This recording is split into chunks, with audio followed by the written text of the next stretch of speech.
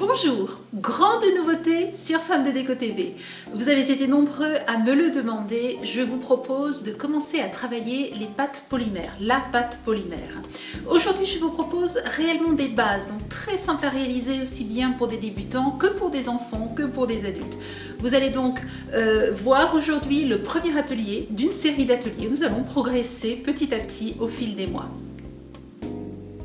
Je vous propose aujourd'hui un atelier très simple. Nous allons réaliser des décorations de Noël et vous voyez que vous pouvez les faire dans les couleurs que vous aimez. Nous allons tout particulièrement voir comment réaliser tous ces petits motifs que l'on met sur les supports et ensuite que l'on peut découper avec des emporte-pièces. Voici par exemple un petit ourson, mais vous pouvez utiliser les emporte-pièces que vous souhaitez. La pâte polymère se présente en pain, c'est-à-dire en petits sachets comme ceci. Vous avez au dos de chaque petit sachet un ensemble d'informations et je vais déjà aujourd'hui vous en donner un certain nombre. Choisissez donc les couleurs que vous aimez et ensuite vous allez voir qu'il faut très peu d'autres éléments. Le meilleur plan de travail pour travailler la pâte polymère, c'est tout simplement un carrelage. Donc un carrelage de récupération. Je vais ensuite utiliser pour découper la polymère, je vais utiliser une lame de cutter. Bien entendu, surtout à ne pas mettre entre les mains des enfants ou des débutants. Je vous conseille dans ce cas d'utiliser le kit avec le rouleau et les différents petits éléments qui vous permettront de faire d'autres découpes. Laissez-moi commencer par vous montrer comment découper votre pâte et surtout comment la conserver. Vous découpez donc un bout de pâte de la quantité donc nécessaire et ensuite vous avez simplement à rabattre comme ceci votre sachet et vous conservez votre pâte comme ceci dans le sachet. Commençons par réaliser cette canne avec un motif en spirale. Je vais utiliser ma pâte rouge et ma pâte blanche. Vous le voyez, j'étale donc deux pâtes et ensuite je vais tout simplement découper deux rectangles de même taille. Vous voyez ici, je m'aide d'une règle de façon à avoir exactement la même largeur de rectangle.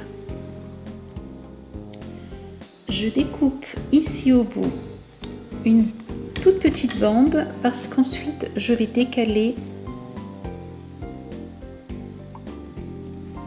de ce côté-là ma pâte de façon à pouvoir la replier plus facilement et proprement.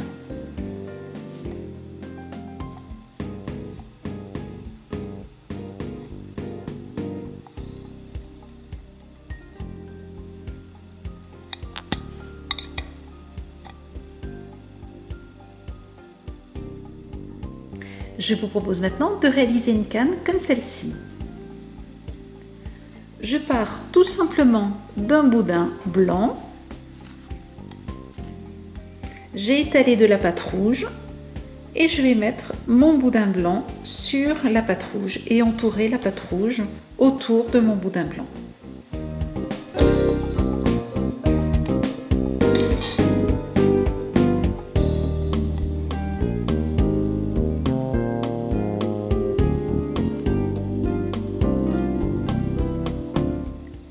Pour savoir où découper ma pâte, je la referme et je l'ouvre à nouveau. Et je ne sais pas si vous le voyez, vous avez ici une marque. Il vous suffit de couper très légèrement plus court, de façon ensuite à raccorder vos deux petits bouts et donc à complètement fermer le boudin blanc dans la pâte rouge. Pour agrandir le boudin, dans un premier temps, je pars du centre vers l'extérieur. Et ensuite, je peux me permettre de fonctionner comme ceci. L'idée étant de chasser s'il y a des bulles d'air de l'intérieur vers l'extérieur.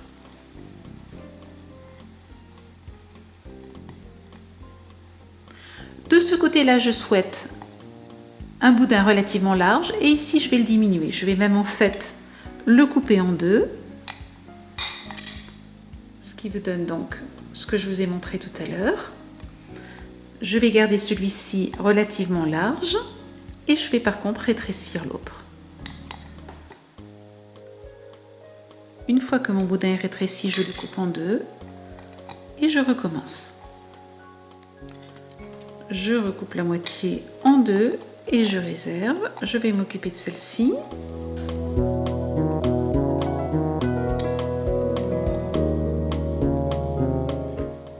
Si j'associe maintenant ces 4 boudins,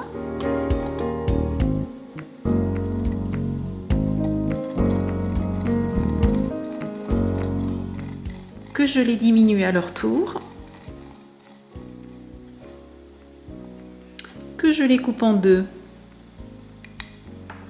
que je les associe à nouveau et les enroule à nouveau.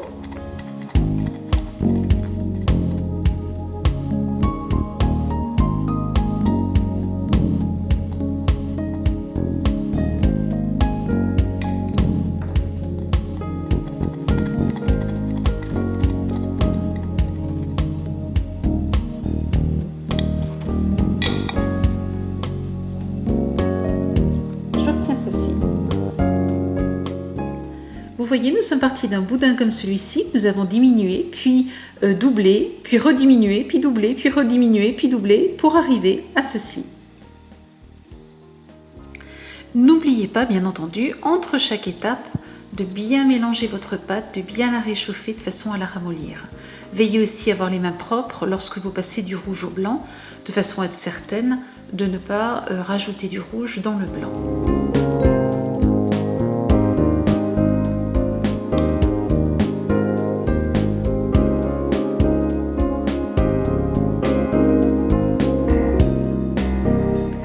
J'ai donc superposé mon rectangle de pâte rouge au-dessus de mon rectangle de pâte blanche et je vais le diviser en deux.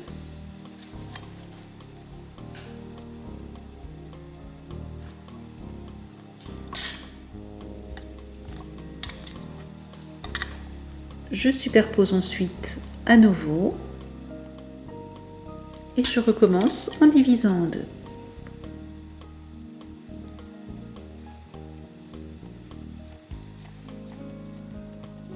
Cette fois-ci, vous le voyez, j'ai un millefeuille de pâte. Et voici les différentes cannes que nous avons réalisées. Nous allons maintenant les placer au frigo quelques instants pour qu'elles refroidissent afin de les couper plus facilement. Je vous conseille par contre de ne pas les placer au frigo sur ce support parce que sinon vous aurez de la condensation en sortant du frigo. Placez-les sur une assiette et puis vous les ressortirez, vous les placerez sur le plateau pour les travailler. Pendant que ma pâte refroidit, laissez-moi vous montrer une petite idée qui ravira les enfants. Utilisez 2 boudins de pâte, roulez-les sur eux-mêmes.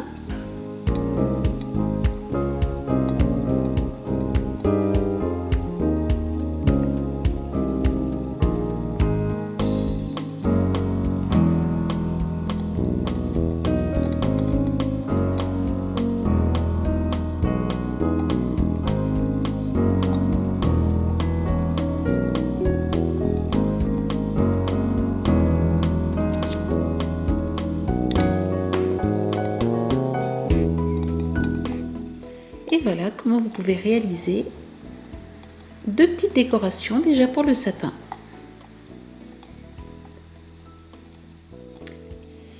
Mes boudins sont sortis du congélateur, je vais maintenant les couper en tranches.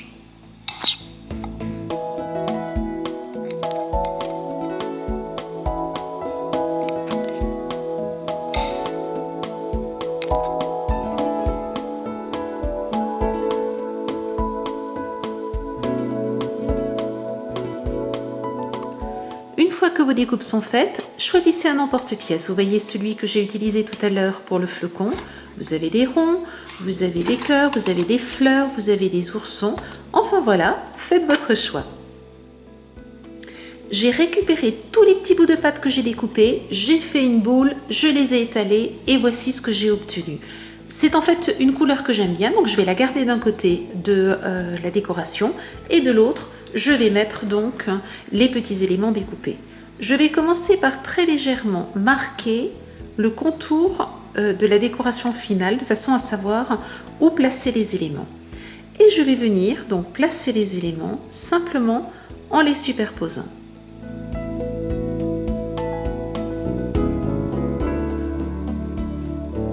Et je fais des mélanges.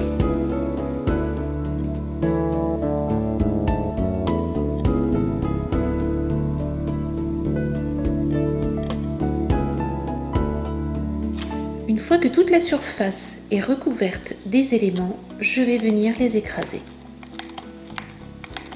et vous allez voir qu'ils vont se souder entre eux.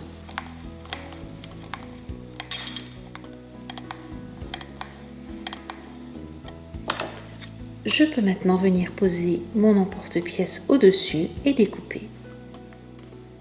Pour être certaine de faire une jolie découpe, je vérifie que tout a bien été découpé en enlevant l'extérieur avant d'enlever l'intérieur.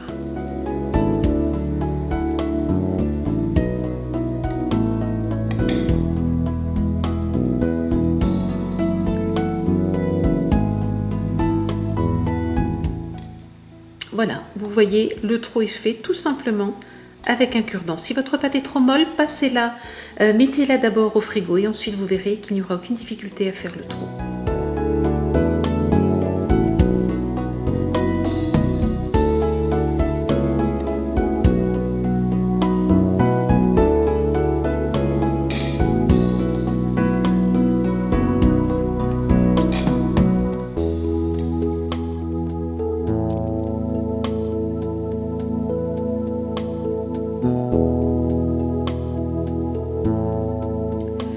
Pour terminer vos décorations, rajoutez simplement un nœud puis un fil transparent pour pouvoir les suspendre au sapin.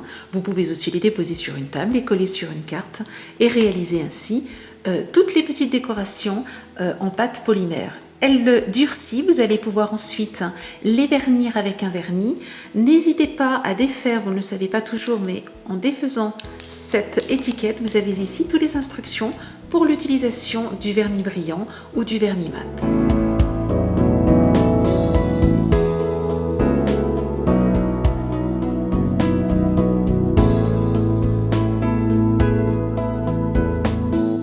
Voici un petit avant-goût de notre prochain atelier. Je vous apprendrai à réaliser de nouvelles cannes, donc de nouvelles créations, et vous allez voir que ça n'est pas plus difficile qu'aujourd'hui. Vous voyez comme avec très peu de techniques, on peut déjà réaliser de très jolis effets, et des bijoux, et des cadeaux, et des décorations. Nous allons progresser, nous allons continuer avec d'autres techniques dans les semaines à venir. En attendant, osez vous lancer. À bientôt, au revoir.